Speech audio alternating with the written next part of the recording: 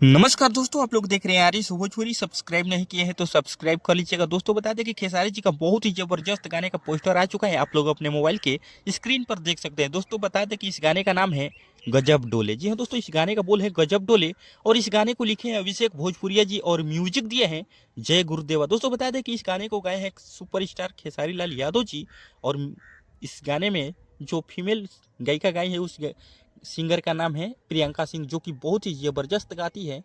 और बहुत दिनों के बाद हमको लग रहा है कि खेसारी जी के साथ प्रियंका सिंह कमबैक कर रही हैं। तो दोस्तों बता दें कि ये इस गाने का कुछ क्लिप वायरल हो चुका है, जो कि आप लोग सुन चुके होंगे।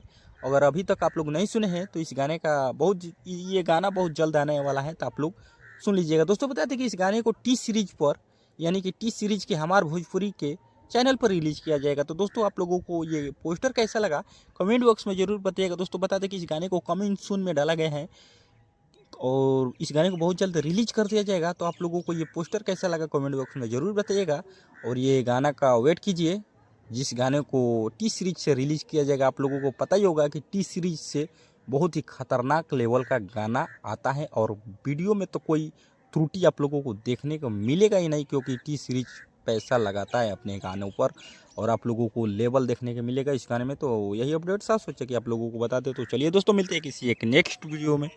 तब तक के लिए बाय दोस्तों, लव यू ऑल। मिलते हैं किसी एक नेक्स्ट वीडियो में।